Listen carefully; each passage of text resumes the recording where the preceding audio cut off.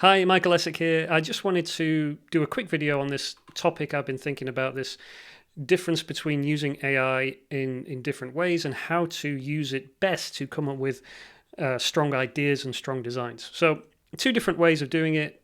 Currently, there's this way where you can take existing designs or templates or kind of ready-made templates, and a lot of people will do this thing where they take a design and then they kind of look at the design and then they decide, I want to change the text to this and I want to change the graphic to that, and then they would do that because now the AI is so smart that it can do that. It can change the text to whatever you want. It can change the drawing of a dog on a surfboard to a frog on a skateboard or whatever, and you can come up with new ideas, or at least you can come up with finished quality graphics that look professional using this method, starting with a design that already exists and using AI to change it and then to get your finished product. And then I'll just contrast that with another way of doing it, which is the traditional way before we had AI, which was you would have an idea, and this would be some kind of nebulous form in your head. It might be like a phrase, or it might be like a visual idea and like an aesthetic idea or something, but it would be some kind of something, you haven't put it down on paper yet, and then you would go and kind of design it and sketch it out and maybe do a couple of iterations and work through the process, and that's how you would arrive at a finished design. So you wouldn't you wouldn't start with a graphic that you were looking at. You wouldn't start with colors and fonts and layouts and all the stuff that you would see here.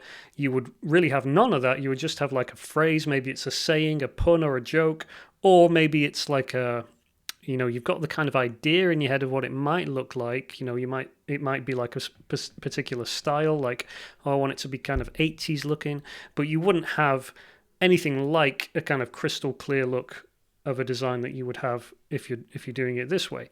And so maybe you can see kind of where I'm going with this, but I think it's much better to use AI as a helper in this process than it is to use it in this way, because so much of making designs that sell, and I'm talking here about it could be print on demand, it could be art licensing, anything where you're creating original work to sell it and it's going to be commercialized, it's going to be put on a t-shirt or on a product or something like that. So much of that, and what makes it valuable, is the idea. It's the actual, the idea is the most important part. The concept is what sells it. It isn't that the design looks professional. Obviously, that can help, but it's the idea behind the design that makes all the difference. And if your starting point is here from something you can see, like something that looks like a finished design, and you're simply going to make some changes to it, and you might make quite a lot of significant changes to it, but still, if that's your starting point, then you are kind of in a box. You're like limited to how you can, perceive changes to this, because this is your starting point and you're thinking in terms of that layout and of those colors and those fonts, and that's going to limit, what actually comes out the other side. You don't have all these possibilities because you're looking at this one thing. And even subconsciously, your brain is saying, okay, we're going to change this and we're going to change that. And you're not, thinking all these different possibilities. Whereas over here, when you start with just an idea, just a phrase or something, your brain is going a million different directions, or at least it could do. And especially before you put pen to paper, or as you're putting pen to paper, this is how you figure out, okay, that doesn't work, or that's kind of the style I'm looking for, but not quite. Or Googling things and looking for, 80s style images or different kinds of fonts. And your brain is beginning to put things together and figure things out. And in that process, as you're doing that, that is where the idea goes from, a simple phrase or the seed of an idea to something that's really strong, like a finalized concept that you can then put together to become a finished design.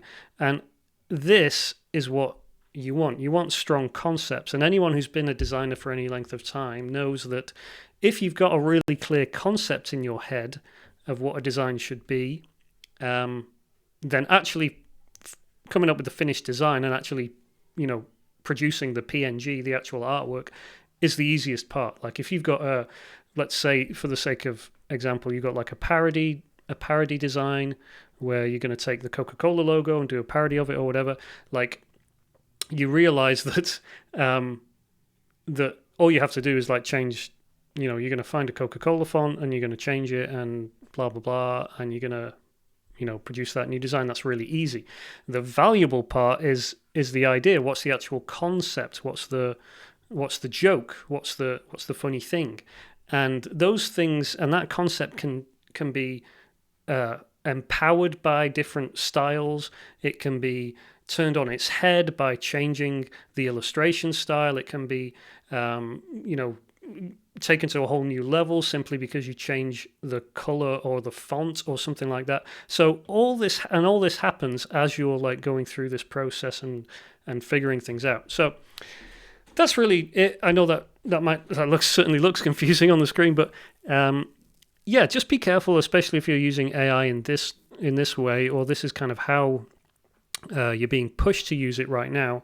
This is really kind of static and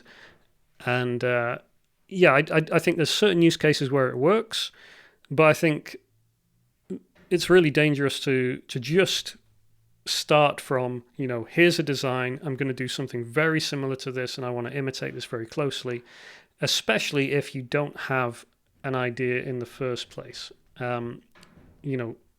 Really what I would just reiterate is start with ideas. You want your starting place to be the idea.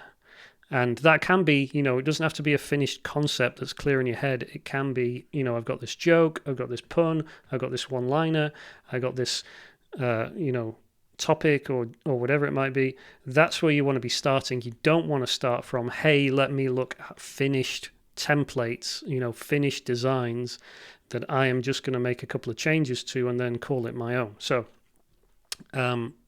and not just because it's like ethically wrong or morally wrong. I'm not even talking about that. I'm just talking about if you want to produce higher quality concepts, if you want to produce really good stuff, which is the most important thing, which does make the difference to sales, then you need to not be in a box. Because if you're in a box like this, you're going to be trapped. You're not going to be able to discover and make ideas better.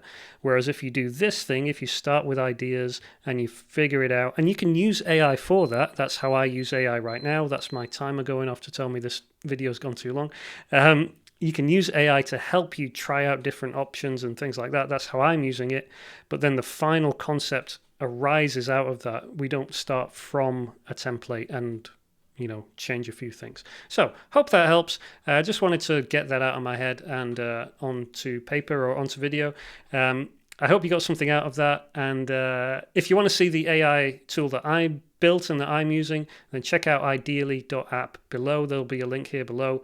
And yeah, I'll talk to you in the next video. All right. Thanks, guys. Bye.